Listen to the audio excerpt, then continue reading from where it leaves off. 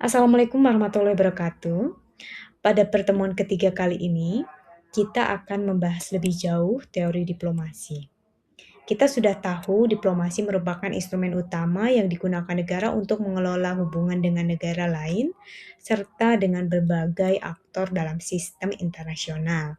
Tanpa diplomasi, interaksi antar negara akan jauh lebih rentan terhadap konflik karena tidak adanya mekanisme komunikasi dan negosiasi yang terstruktur.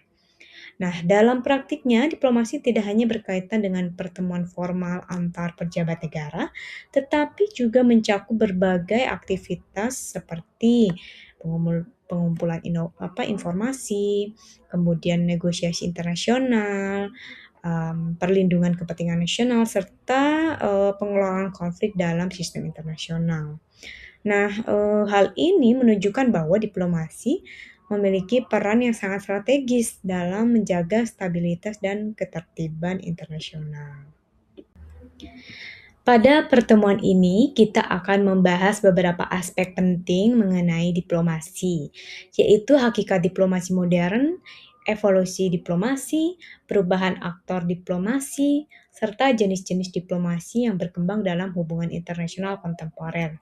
Dengan memahami keempat aspek tersebut, kita dapat melihat bagaimana diplomasi kemudian berkembang dari praktik tradisional menjadi instrumen yang semakin kompleks dalam dunia global saat ini. Nah, sumber literatur utama yang bisa kalian baca untuk memahami konsep-konsep tadi, yakni dari buku Modern Diplomasi karya R.P. Barstone. Buku ini merupakan salah satu referensi penting dalam studi diplomasi karena menjelaskan secara komprehensif mengenai fungsi, struktur, dan praktik diplomasi dalam sistem internasional modern. Barstone menjelaskan bahwa diplomasi tidak hanya berkaitan dengan hubungan politik antar negara, tetapi juga mencakup berbagai sektor kebijakan global seperti ekonomi, lingkungan, keamanan, dan teknologi. Melalui buku ini kita dapat memahami bagaimana diplomasi berfungsi sebagai mekanisme utama dalam pengelolaan hubungan internasional dan menjaga ketertiban global. Literatur kedua yaitu Modern Diplomacy in Practice yang ditulis oleh Robert Hutchings dan Jeremy Suri. Buku ini memberikan perspektif yang lebih praktis mengenai bagaimana sih diplomasi itu dijalankan di berbagai negara dan dalam konteks politik yang berbeda-beda. Gitu. Para penulis sebenarnya menyoroti bagaimana struktur layanan diplomatik, budaya diplomasi, serta pengalaman historis suatu negara dalam memengaruhi cara negara tersebut menjalankan kebijakan luar negerinya. Nah, jika buku Barstone lebih menekankan kerangka konseptual dan teori diplomasi, maka buku Hutchings dan Suri memberikan gambaran mengenai praktik diplomasi dalam konteks nyata berbagai negara. Dengan menggabungkan kedua sumber ini, kita dapat memahami diplomasi tidak hanya sebagai konsep teoritis, tetapi juga sebagai praktik nyata dalam hubungan internasional. Nah, teman-teman, untuk memahami diplomasi modern, kita perlu melihat terlebih dahulu fungsi dasar diplomasi dalam hubungan internasional. Menurut R.P. Barstone dalam Modern diplomasi mencakup beberapa aktivitas utama. Diplomacy involves monitoring information, conducting negotiations, protecting citizens abroad, and helping manage international order. Definisi ini menunjukkan bahwa diplomasi memiliki 4 fungsi utama. Pertama, monitoring and information gathering. Nah, fungsi pertama ini adalah pengumpulan informasi. Diplomat tidak hanya bertugas menghadiri pertemuan resmi, tetapi juga memantau berbagai perkembangan di negara tempat mereka bertugas, seperti memantau kebijakan luar negeri negara tersebut, kemudian memantau dinamika politik domestik, opini publik, pemberitaan media, dan lain-lain. Nah, informasi ini sangat penting bagi pemerintah untuk merumuskan kebijakan luar negeri yang tepat. Gitu. Dalam praktiknya, laporan dari diplomat sering menjadi dasar analisis strategis dalam pengambilan keputusan negara. Kedua adalah negosiasi. Negosiasi merupakan inti dari praktik diplomasi. Melalui negosiasi, negara-negara dapat menyelesaikan konflik, menyusun perjanjian internasional, mencapai kompromi atas kepentingan yang berbeda. Nah, negosiasi dapat dilakukan dalam berbagai bentuk. Pertama, melalui perundingan bilateral, kemudian konferensi internasional ya, melalui perundingan multilateral, kemudian melalui forum-forum organisasi internasional. Ketiga adalah fungsi perlindungan warga negara. Hal ini mencakup seperti perlindungan warga negara yang menghadapi masalah hukum, perlindungan tenaga kerja migran, perlindungan perusahaan nasional, dan juga bantuan dalam situasi darurat seperti bencana atau konflik. Peran ini menunjukkan bahwa diplomasi tidak hanya berkaitan dengan negara, tetapi juga dengan perlindungan individu dalam sistem internasional. Fungsi keempat, yang terakhir, adalah mengelola konflik dan menjaga stabilitas internasional. Diplomasi memungkinkan negara-negara itu untuk meredakan ketegangan, mencegah konflik bersenjata, dan juga menciptakan aturan internasional melalui perjanjian. Nah, Adam Watson menegaskan nih bahwa diplomasi memiliki peran penting dalam menjaga keseimbangan antara stabilitas dan perubahan dalam sistem internasional. Ia menyatakan bahwa tugas utama diplomasi bukan hanya menjaga ketertiban internasional, tetapi juga mengelola perubahan tanpa merusak ketertiban tersebut. Dengan demikian, diplomasi dapat dipahami sebagai mekanisme utama pengelolaan hubungan internasional secara damai. Diplomasi modern berkembang dalam konteks sistem negara berdaulat, state system, yang menjadi fondasi hubungan internasional modern. Nah, sistem ini mulai terbentuk di Eropa setelah Peace of Westphalia yang menandai munculnya konsep kedaulatan negara dan pengakuan terhadap kesetaraan formal antar negara.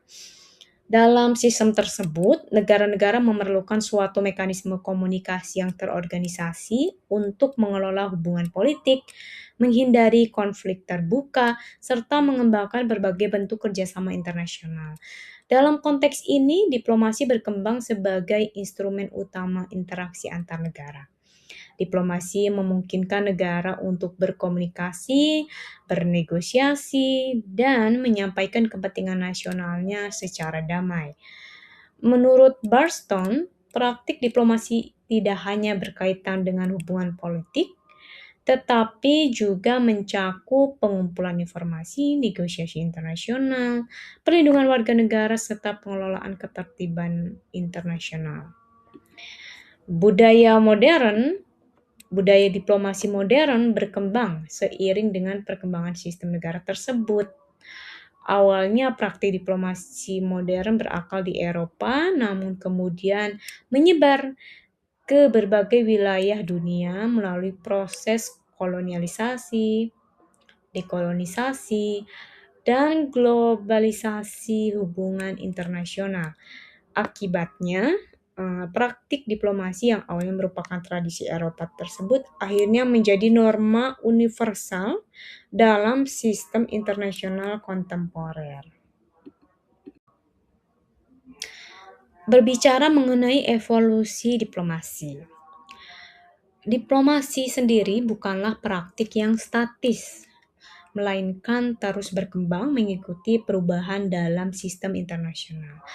Barstone menjelaskan bahwa perubahan dalam struktur internasional telah memengaruhi aktor diplomasi, prosedur diplomasi, serta substansi isu yang dibahas dalam diplomasi.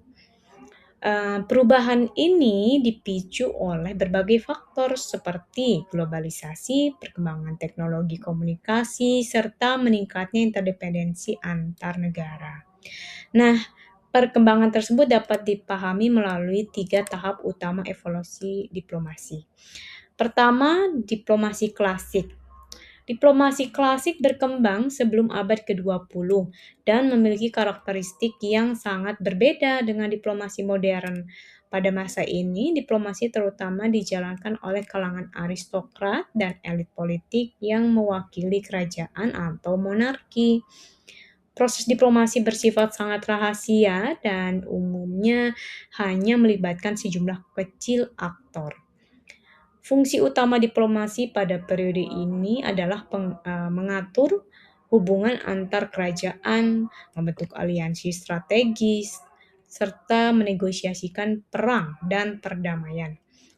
Diplomasi klasik ini juga digunakan untuk menentukan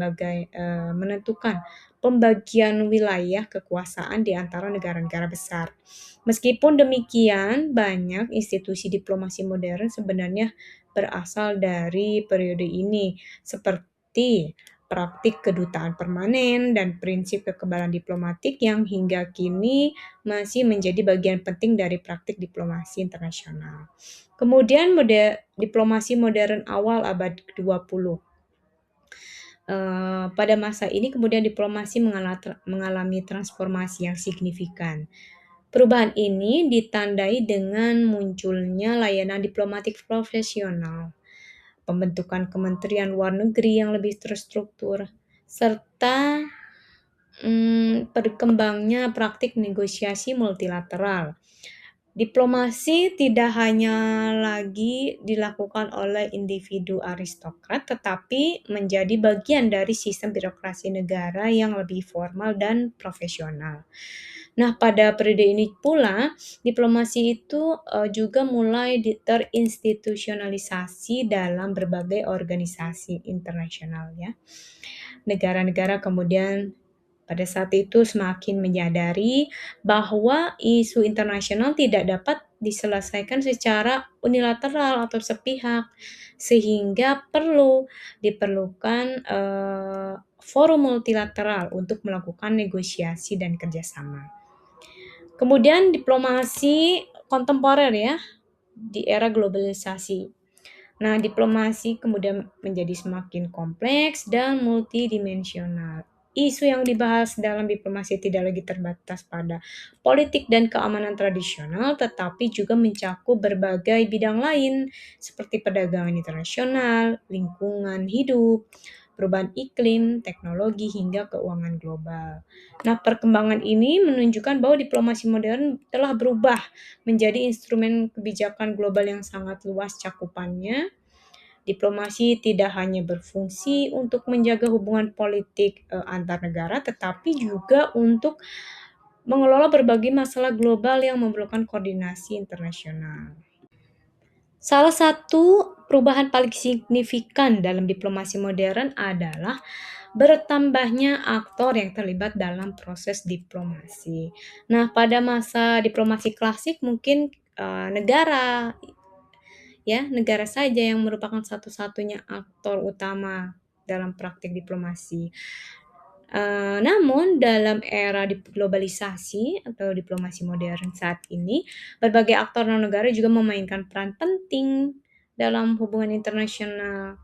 Nah, aktor-aktor tersebut antara lain meliputi organisasi internasional ya, perusahaan multinasional, organisasi non-pemerintah gitu ya, serta individu atau kelompok masyarakat sipil.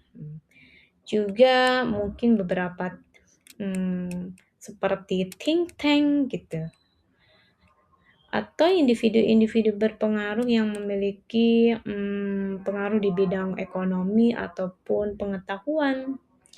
Keterlibatan aktor non-negara ini menunjukkan bahwa diplomasi modern kemudian semakin bersifat inklusif ya dan partisipatif dalam praktik diplomasi.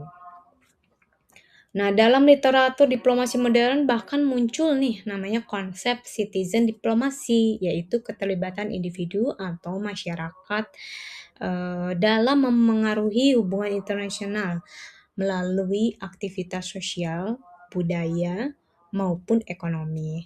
Nah, konsep ini sebenarnya mencerminkan perubahan besar dalam praktik diplomasi yang tidak lagi sepenuhnya dimonopoli oleh negara.